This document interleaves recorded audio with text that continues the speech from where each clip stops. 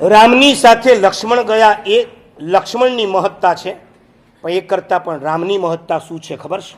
રામ ગયા પછી ભરતને દશરથે શું આપ્યું છે? ગાદી આપી છે.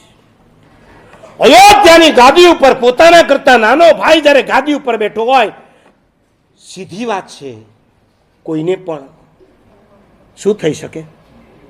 શું થાય? ઈર્ષ્યા થાય કે ન થાય?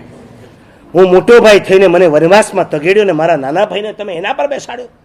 એની જગ્યાએ રામ જુઓ, સામેથી ભરતને કહે છે, ભરત છેક મૂકવા આવ્યો છે અયોધ્યાના બાર, ત્યારે રામ કહે છે, ભરત તમે પાછા ચાલ્યા જાઓ. ભરત કહે છે, તમારી ગેરહાજરીમાં હું ગાદી પર નહીં બેસી શકું. રામ કહે છે, હું તમને કહું છું ને, મારો તમને આદેશ છે, તમારે બેસવાનું. પિતાજીએ તમને આ ગાદી આપી, તમારે બેસવાનું છે. એ કાળ હતો, રામચંદ્રજીની ગેરહાજરીમાં દશરથ ભરતને ગાદી આપી શકતા હતા, અને ભરત પોતે બેસવાની જગ્યાએ રામચંદ્રજીની ચરણ પાદુકા એ સિંહાસન પર મૂકતા હતા. આજે તમને પૂછું છું, તમારો બાપ 1 કરોડ રૂપિયા હોય, 3 ભાઈ હોય અને ભાગ પાડે, અને એમાં તમારા ભાગના રૂપિયા તમારા ભાઈને આપી દે, તમે એને સ્વીકારી શકો ખરા? સ્વજન કેન્દ્રિત પ્રેમ જો તમારામાં હોય, જવાબ આપો. કોઈ બાજુવાળા પાડોશીને રૂપિયા નથી આપવાના, કોઈ ભાગીદારને કે પાર્ટનરને રૂપિયા નથી આપવાના. તમારા સગા ભાઈને તમારો બાપ તમને પૂછીને આપવા માંગે છે, બેટા એને તકલીફ છે, તું તો હોશિયાર છે, આવતીકાલે તું રૂપિયા કમાઈ લઈશ, એ નહીં કમાઈ શકે, તારા ભાગના રૂપિયા એને આપું છું, તમે સ્વીકારી શકો ખરા? બહુ પ્રેમ છે ને તમારા સ્વજનો ઉપર, તમને આપો જવાબ. કમ્પેર કરો છો, મારા ભાઈને આટલા આપ્યા, અમને આટલા આપ્યા. હું મા બાપને ભૂલશો નહીંનું પ્રવચન કરું છું ને, પછી ઘણા બહેનો ને ઘણા ભાઈઓ મારી પાસે આવે અને મને કે બધી વાત બરાબર, પણ મા બાપ જ્યારે પાર્શિયાલિટી કરતા હોય તો મેં કીધું, મા બાપ પાર્શિયાલિટી કરે છે નંબર 2 માં છે, તમે મા બાપના દોષ જોવો છો ને, તમે નંબર 1 ના માઇનસમાં છો.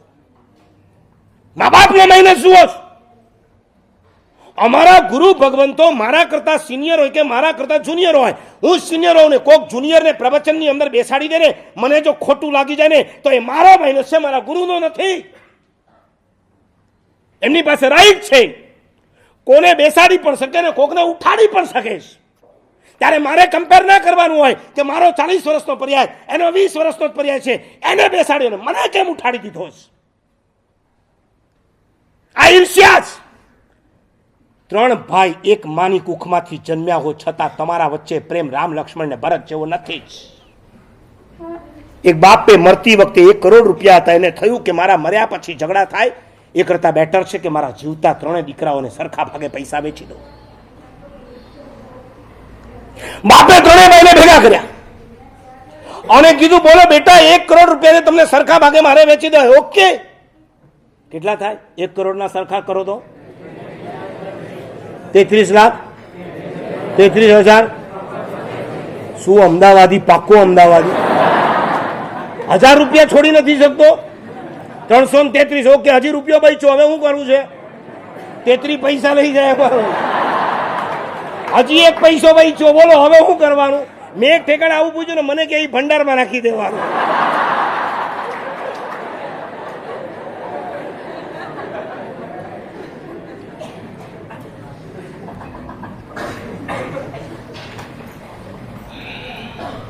ત્રણ ભાઈને ભેગા કરીને બાપે પૂછ્યું, બોલો બરાબર છે 33 લાખ, 33,333. અને જ્યાં બાપ સરખા ભાગે વેચવા જાય ત્યાં નાનો દીકરો ઉભો થઈ ગયો, પપ્પા મને આ રીતની વેચણી માન્ય નથી. બાપ વિચારમાં પડી ગયો. ઉંમરના એક બાપને થયું કે મારા મરતા મારા મોતને બગાડી નાખશે આ લોકો, કેમ માન્ય નથી? સરખા ભાગે તો વેચું છું, ભલે તમે સરખા ભાગે વેચતા હો, પણ મને આ રીતની વેચણી માન્ય નથી જ. શું કરું? મોટા 2 ભાઈને પૂછે છે, બેટા શું કરું? એને ઓછા પડતા લાગે છે. પપ્પા એક કામ કરો, એને 50 આપી દો, અમને બેને 25 આપો, 8 ઓછા, બીજું શું? પણ એનાથી એ રાજી થતો હોય અને તમારો અંતિમ સમય સુધરી જતો હોય, પપ્પા અમે 8 લાખ છોડવા તૈયાર છે, આપી દો એને 50. બાપે કીધું, જો તારા 2 ભાઈ કેટલા ઉદાર છે, તારા માટે 16 લાખ છોડવા તૈયાર થઈ ગયા, તને 50, બેને 25. અને છોકરાએ કીધું, આ સોદો પણ મને મંજૂર નથી. બાપના હાર્ટબીટ્સ વધી ગયા. કે નક્કી આ છોકરો મને એટેક આપીને મારી નાખશે. તો શું કરું તું કે? નહીં, મારે કાંઈ કહેવું નથી, મને આ સોદો માની નથી. બે ભાઈને ફરીથી પૂછ્યું. બે ભાઈએ કીધું પપ્પા એક કામ કરો, તમે એને પૂછી લો તારે કેટલા જોઈએ છે, પેલા એને જેટલા જોઈએ એટલા આપી દો, પછી જે બચે ને એમાંથી અમને બંનેને અડધા અડધા કરી આપજો, અમે રાજી છીએ. અને બાપ રડતી આંખે છોકરાને કહે છે નાનાને, બેટા બોલ કેટલા જોઈએ છે? આ બે ભાઈ તારા કેટલા ઉદાર છે, તું માગે એટલા આપવા તૈયાર છે. અને છોકરો ઊભો થયો છે. છોકરાની વાઈફ પાછળ ઊભી હતી. એને પણ પોતાના પતિ ઉપર ગુસ્સો આવે છે.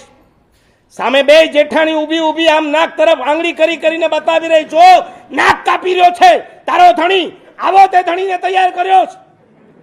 અને આ છોકરી આંખમાં આંસુ છે, બોલી શકાય નથી. સસરા બેઠા છે, આમન્ય રાખવાની હોય. અને આ છોકરો ઊભો થયો. પપ્પા, જો હું કહું એ પ્રમાણે તમે વહેંચણી કરવાના હો તો કાન ખોલીને સાંભળી લો. અમે 3 ભાઈઓ છીએ, અમારા 3ની જેટલી ઉંમર છે ને એ મુજબ રૂપિયા વેચી આપો. મોટો ભાઈ 35નો છે, એને 35 આપો. બીજો ભાઈ 34નો છે, એને 34 આપો.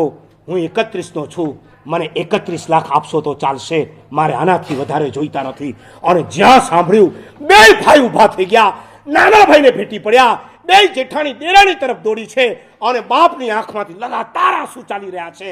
આને કહેવાય ભાઈ ભાઈનો પ્રેમ છે.